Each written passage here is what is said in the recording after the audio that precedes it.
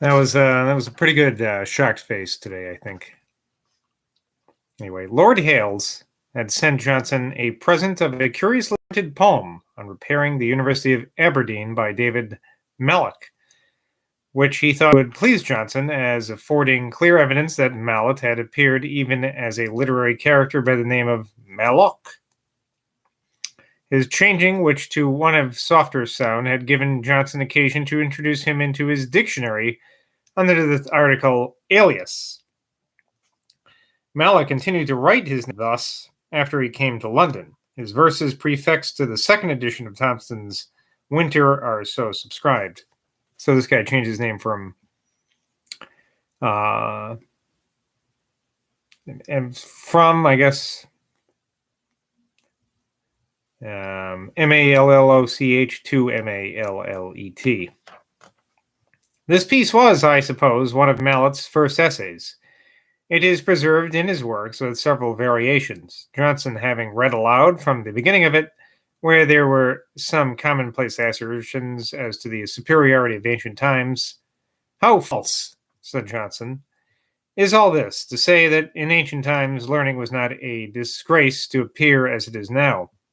In ancient times a peer, P-E-E-R, capital P for some reason, a peer was as ignorant as anyone else. He would have been angry to have it thought he could write his name. Men in ancient times dared to stand forth with a degree of ignorance with which nobody would dare now to stand forth. I am always angry when I hear ancient times praised at the expense of modern times. There is now a great deal more learning in the world than there was formerly, for it is universally diffused. You have, perhaps, no man who knows as much Greek in Latin as Bentley, no man who knows as much mathematics as Newton, but you have many more men who know Greek and Latin and who know mathematics.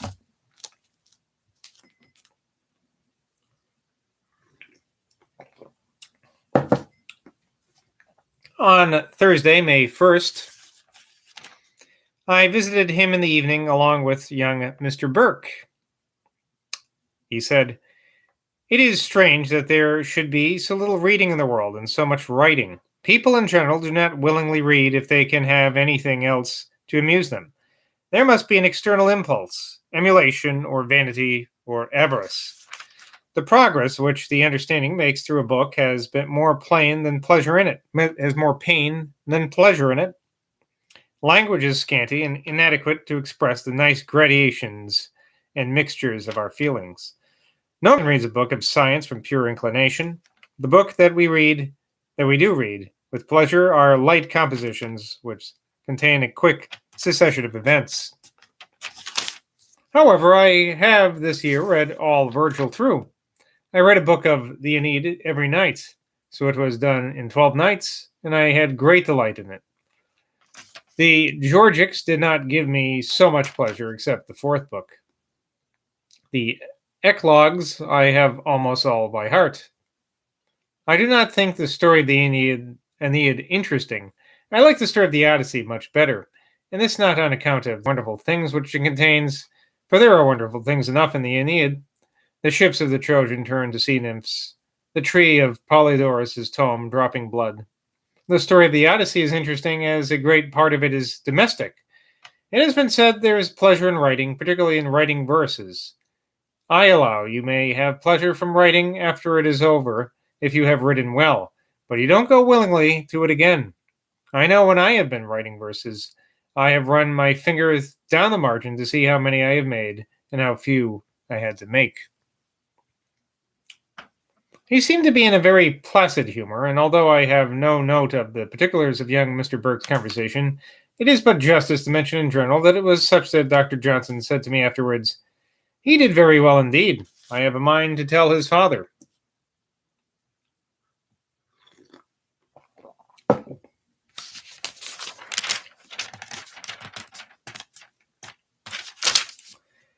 To Sir Joshua Reynolds. Dear Sir, the gentleman who waits on you with this is Mr. Cruz Shanks, who wishes to succeed his friend Dr. Hunter as professor of anatomy in the Royal Academy. His qualifications are very generally known, and it adds dignity to the institution that such men are candidates. I am, sir, your most humble servant, May 2nd, 1783, Johnson. Footnote here. Let it be remembered by those who accuse Dr. Johnson of illiberality that both were Scotchmen. I have no minute of any, or I have no minute minutes.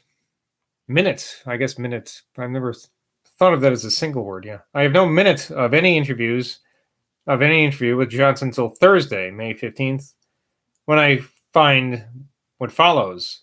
I said, I wish much to be in Parliament, sir. Johnson said, why, sir, unless you come resolved to support any administration, you would be the worse for being in Parliament because you would be obliged to live more expensively. I said, perhaps, sir, I should be the less happy for being in Parliament. I never would sell my vote, and I should be vexed if things went wrong. Johnson said, that's cant, sir. It would not vex you more in the House than in the gallery. Public affairs vex no man. I said, have not they vexed yourself a little, sir? Have not you been vexed by all the turbulence of this reign, and by the absurd vote of the House of Commons, that the influence of the Crown has increased, is increasing, and ought to be diminished? Johnson answered, sir, I have never slept an hour less, nor eaten an ounce less meat. I should have knocked the factious, factious, F-A-C-T-I-O-U-S, factious dog on the head, to be sure. But I was not vexed. I said, I declare, sir, upon my honor, I did imagine I was vexed and took a pride in it. But it was, perhaps, cant, or cant, C-A-N-T. The use of this word is lost on me now. C-A-N-T. Perhaps cant, for I own I neither ate less nor slept less. Johnson said, my dear friend, clear your mind of cant. You may talk as other people do. You may say to a man, sir, I am your most humble servant. They say that quite often, don't they? You are not his most humble servant. Aha! You may say, these are sad times. It is a melancholy thing to be reserved to such times. You don't mind the times. You tell a man, I am sorry you have had such bad weather the last day of your journey. There was so much wet. You don't care sixpence whether he was wet or dirty. You may talk in this manner. It is a mode of talking in society, but don't think foolishly.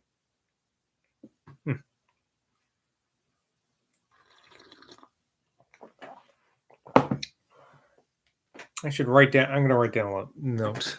I want to look up what cant meant back then. Seems to have a different meaning. Damn it. All right, this pen doesn't work, so I'm just going to have to remember. Oh, wait. Hold on. Okay. I talked of living in the country. Well, it's a favorite topic of them. Never gets bored. Johnson said, don't set up for what is called hospitality. It is a waste of time and a waste of money. You are eaten up and not the more respected for your liberality.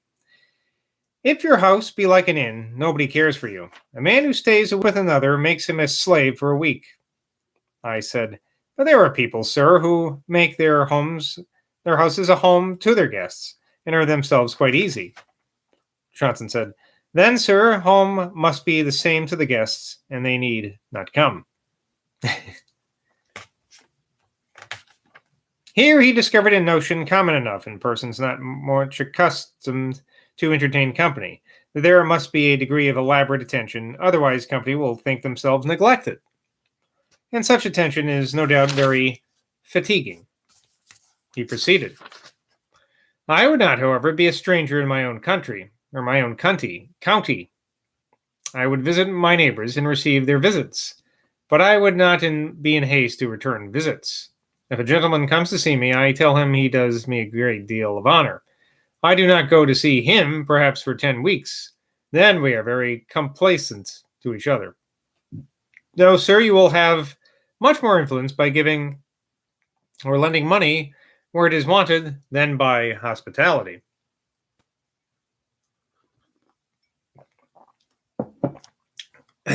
On Sunday, May 17th, I saw Johnson for a short time.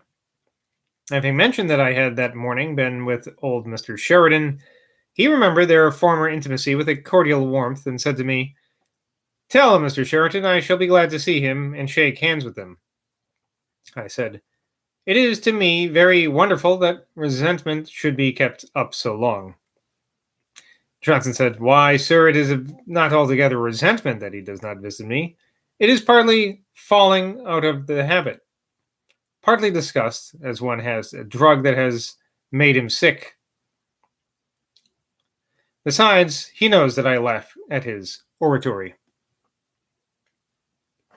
Another day, I spoke of one of our friends, Burke, of whom he, as well as I, had a very high opinion. He expatiated in his praise, but added, "Sir, he is a cursed Whig, a bottomless Whig, as they all are now." I mentioned my expectations from the interest of an eminent person. He'll suggest Burke again. Then in power, adding, "But I have no claim but the claim of friendship. However, some people will go a great way from that motive." Johnson said, "Sir, they will go all the way from that motive. A gentleman talked of retiring." Again, a footnote tells us this is probably Burke again. "Never think of that," said Johnson. The gentleman urged, "I should then do no ill." And Johnson said, "Nor do good either, sir. It would be a civil suicide." On Monday, May 26th, I found Johnson at tea and the celebrated Miss Burney, the author of Evelina and Cecilia, with him. I asked if there would be any speakers in Parliament if they were no places to be obtained. Johnson said, "Yes, sir. Why do you speak here? Either to instruct and entertain, which is a benevolent motive, or for distinction, which is a selfish motive." I mentioned Cecilia. Johnson said, with an air of animated satisfaction, "Sir, if you talk of Cecilia, talk on."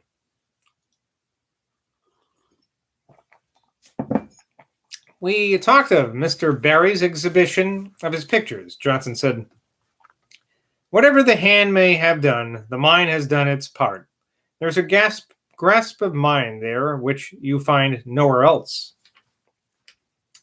In Mr. Barry's printed analysis or description of these pictures, he speaks of Johnson's character in the highest terms. I asked whether a man naturally virtuous or one who has overcome wicked inclinations is the best. Johnson said, "Sir, to you, the man who has overcome wicked inclinations is not the best. He has more merit to himself. I would rather trust my money to a man who has no hands, and so a physical impossibility to steal, than to a man of the most honest principles. There's a witty satirical story of Foote. He had a small bust of Garrick placed upon his bureau. 'You may be surprised,' said he, 'that I allow him to be so near my gold, but you will observe he has no hands.'" That's funny. On Friday, footnote tells us this was actually Thursday, May 29th, being to set out for Scotland next morning, I passed a part of the day with Johnson in more than usual earnestness. As his health was in a more precarious state than at any time when I had parted from him, he, however, was quick and lively and critical as usual. I mentioned one who was a very learned man, Langton. And Johnson said, "Yes, sir, he has a great deal of learning, but it never lies straight. There is never one idea by the side of another. 'Tis all entangled, and then he drives it so awkwardly upon conversation." I stated to him an anxious thought by which a sincere Christian might be disturbed, even when conscious of having lived a good life, so far as is consistent with human infirmity. He might fear that he should afterwards fall away and be guilty of such crimes as would render all his former religion vain. Could there be, upon this awful subject, such a thing as balancing of accounts? Suppose a man who had led a good life for 7 years commits an act of wickedness and instantly dies. Will his former good life have any effect in his favor? Johnson answered, Sir, if a man has led a good life for 7 years, and then is hurried by passion to do what is wrong, and is suddenly carried off, depend upon it, he will have the reward of his 7 years' good life. God will not take a catch of him. Upon this principle, Richard Baxter believes that a suicide may be saved. If, says he, it should be objected that when I may encourage suicide, I answer I am not to tell a lie to prevent it. I said, but does not the text say, as the tree falls, so it must lie? Johnson said, yes, sir, as the tree falls, but, after a little pause, that it means as to the general state of the tree, not what is the effect of a sudden blast. In short, he interrupted the expression as referring to condition, not to position. The common notion, therefore, seems to be erroneous, and Shenstone's witty remark on divines trying to give the tree a jerk upon a deathbed to make it lie favorably is not well founded.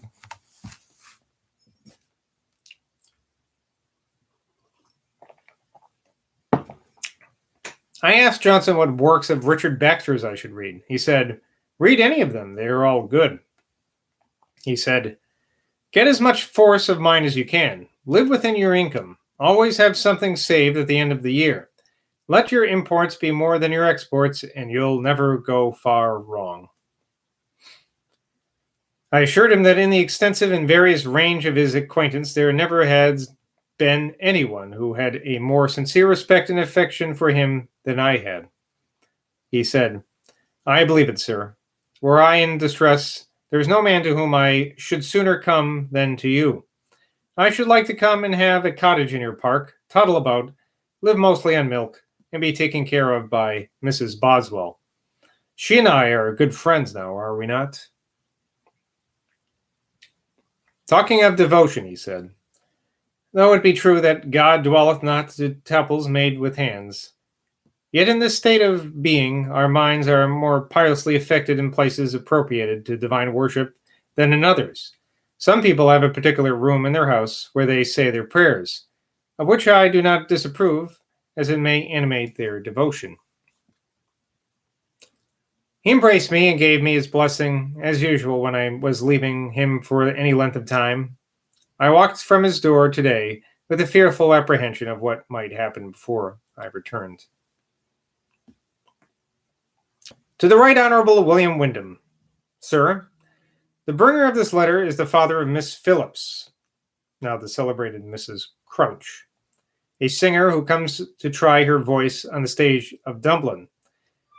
Mr. Phillips is one of my old friends, and as I am of opinion neither he nor his daughter will do anything that can disgrace their benefactors, I take the liberty of entreating you to countenance and protect them so far as may be suitable to your station and character, and shall consider myself as obliged by any favorable notion which they shall have the honor of receiving from you. I am, sir, your most humble servant, London, May 31st, 1783, Sam Johnson. Now I just don't believe it when Johnson says he's the humble servant after reading that last part. Anyway, there's a footnote here about suitable to your station. Mr. Wyndham was at this time in Dublin, secretary to the Earl of Northington, the then Lord Lieutenant of Ireland. The following is another instance of his active benevolence. To Sir Joshua Reynolds. Dear sir, I have sent you some of my godsons, that's the son of Mr. Samuel Patterson, performances, of which I do not pretend to form any opinion. When I took the liberty of mentioning him to you, I did not know what I have since been told, that Mr. Moser had admitted him among the students of the academy. When more can be done for him, I earnestly entreat you to consider, for I am very desirous that he should derive some advantage from my connection with him. If you are inclined to see him, I will bring him to wait on you at any time that you shall be pleased to appoint. I am, sir, your most humble servant, June 2nd, 1783, Sam Johnson.